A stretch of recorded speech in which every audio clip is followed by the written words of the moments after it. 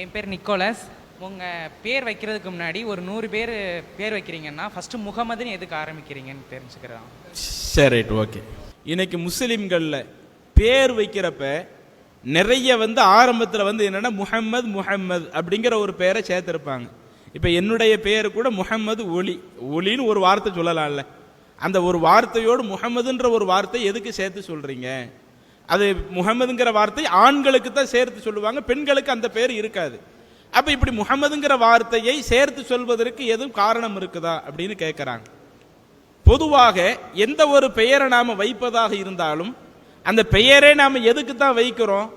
ஒரு ஆளை அடையாளப்படுத்துவதற்கு தான் பெயரை நாம் வைக்கிறோம். இன்னைக்கு ஒளின்னு சொன்னால் அது என்னை அடையாளப்படுத்துகிறது.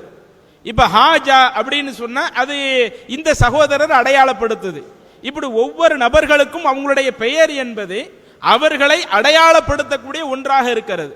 இன்னும் அந்த பெயரை நீங்க கவனிச்சாலேயே அது எந்த நாட்டில் உள்ள ஒரு பெயர் அதை கண்டுபிடிப்பதற்கும் அதுல சில அளவுகோல்கள் இருக்குது. அவர் ஏற்றிருக்கிற மதம் என்ன அதை தெரிந்து கொள்வதற்கும் பெயர் ஒரு அளவுகோலா இருக்குது. அப்போ ஒரு பெயரை வச்சு அவங்க எந்த பகுதியில் இருக்கக்கூடியவங்க அல்லது எந்த நாட்டில் இருக்கக்கூடியவங்க அல்லது எந்த மதத்தை சார்ந்தவர்கள் என்பதை அடையாளப்படுத்தக்கூடிய ஒன்றாக இருக்கிறது. இப்போ உதாரணத்திற்கு கருப்பசாமி அப்படின்னு ஒரு பேர் இருக்குதுன்னு வைங்களேன். கருப்பசாமின்னு ஒரு பேர் இருந்தாலேயே ஒட்டுமொத்த உலகத்தில் தேடி பார்த்தீங்கன்னா அது இந்த தமிழ் மொழியோடு டச்சில் இருக்கிறவங்க தான் அந்த பேரை வைத்திருப்பார்கள். ஒன்று இந்தியாவில் உள்ளவங்க வச்சிருப்பாங்க, அல்லது இந்தியாவில் இருந்து இப்ப வேற ஒரு நாட்டுக்கு போன நபர்கள், அல்லது வேற ஒரு நாட்டில் இந்த தமிழ் மொழியை பின்பற்றக்கூடியவர்கள். இப்ப ஸ்ரீலங்காவில் உள்ள தமிழர்கள் கருப்பசாமின்னு ஒரு பெயரை வச்சிருக்கலாம். அப்ப இந்த கருப்பசாமின்னு அந்த பெயரை வச்சு நம்ம எதை விளங்கிக்கிடுறோம்? இவங்க இந்திய மக்களாக இருக்க வாய்ப்பு இருக்கிறது. அதே மாதிரி இவங்க பல தெய்வ நம்பிக்கை கொண்ட ஒரு இந்து மதத்தை பின்பற்றக்கூடியவராக இருக்க வாய்ப்பு இருக்கிறது.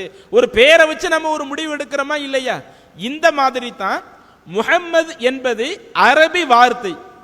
அந்த அரபி வார்த்தையினுடைய பொருள் என்ன அப்படின்னு கேட்டா, முஹம்மது அப்படின்னா புகழப்பட்டவர். அது அதனுடைய அர்த்தம்.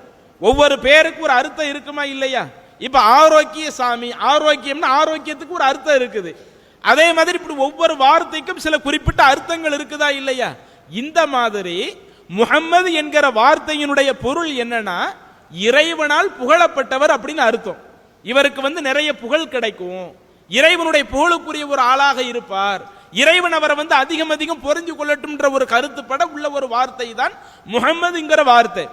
சரி, இந்த வார்த்தையை முஸ்லிம்களையே அதிகமா பயன்படுத்துறாங்க அப்படின்னு பார்த்தா, நீங்க எல்லாருமே அதிகமாக தெரிந்தும் வைத்திருப்பீர்கள், நாங்கள் இறைவனுடைய தூதராக முஹம்மது என்கிற அந்த நபரை இறைவனுடைய தூதராக நாங்கள் ஏற்றுக்கொள்கிறோம். ஏறத்தாழ 1400 வருஷத்துக்கு முன்னாடி சவுதி அரேபியா, இன்றைக்கு சவுதி அரேபியா இருக்குதா இல்லையா, அந்த சவுதி அரேபியாவில் மக்கா என்ற நகரத்தில் பிறந்த ஒரு நபர், அவரை இறைவன் 40 வயதில் இறைவனுடைய தூதராக அங்கீகரிக்கிறான், இறைவனை அங்கீகரிக்கிறான்.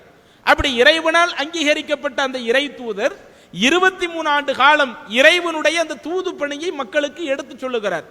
63 வயசுல இறந்து போயிடுறாங்க. அப்ப அந்த இறை தூதராக தேர்வு செய்யப்பட்ட அவங்களுடைய பெயர் என்ன பெயரா இருக்குது? முஹம்மது என்கிற ஒரு பெயராக இருக்குது. அந்த முஹம்மது என்ற பெயருடைய அர்த்தம் என்னன்னா புகழப்பட்டவர். அர்த்தமும் மிக நல்ல அர்த்தத்தை தரக்கூடிய ஒன்றாக இருக்குது. இன்னும் அந்த முஹம்மது என்பது இன்றைக்கு இருக்கக்கூடிய இந்த மனித சமூகத்திற்கு இறைவனால் வழிகாட்டுவதற்காக அனுப்பப்பட்ட ஒரு தூதராகவும் இருக்கிறதுனால, அவர் ஒரு தீர்க்க தரசியாகவும் இருக்கிறதுனால அந்த தீர்க்க தரசியினுடைய பெயரை நம்ம சேர்த்துக்குவோமே. இன்றைக்கு அதிகமாக முஹம்மது என்ற பெயர் சூட்டப்படுவதற்கு அதனுடைய அர்த்தம் ஒன்று காரணமாக இருக்குது. இன்னொன்னு, அந்த இறை தூதருடைய பெயர் அது முஹம்மது என்று இருக்கிறதுனால அந்த ஒரு பெயரை நாங்க என்ன செஞ்சுக்கிடுறோம்? எங்களுடைய பெயருக்கு முன்னாடி சேர்த்துக்கிடுறோம். சரி, இந்த பெயரை கண்டிப்பா சேர்த்து தான் ஆகணுமா? சேர்க்காட்ட அது ஏதாவது குற்றமா அப்படின்னா அப்படியும் கிடையாது. அந்த முஹம்மது என்கிற பெயரை பொறுத்தவரையில அர்த்தம் மிக தெளிவான அர்த்தம். ஒருவர் விரும்பினால் அந்த முஹம்மது என்ற பெயர் சொல்லி அந்த பெயரை தனக்கு சூட்டிக் கொள்ளலாம். அப்படி இல்லையா, அந்த பெயர் சூட்டப்படாம வேற ஒரு அர்த்தம் சூட்டுறாங்கன்னு வைங்க.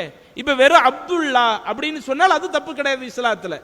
முஹம்மதுன்ற வார்த்தை எல்லா பேருக்கு கண்டிப்பா வரணும் என்கிற ஒரு கட்டளையை இஸ்லாம் எங்களுக்கு போடல. அந்த முஹம்மது என்கிற அந்த வார்த்தையை தங்களுடைய பெயர்ல சேர்க்கிறதுக்கு காரணம் அது ஒரு இறை தூதருடைய ஒரு பெயராக இருக்கிறதுனால அந்த பெயரை நிறைய பேர் என்ன செய்யறாங்க, விரும்பி தங்களுக்கு சூட்டிக் கொள்கிறார்கள். இதுதான் அதுல உள்ள விஷயம். அல்லாஹு அக்பர், அல்லாஹு அக்பர்.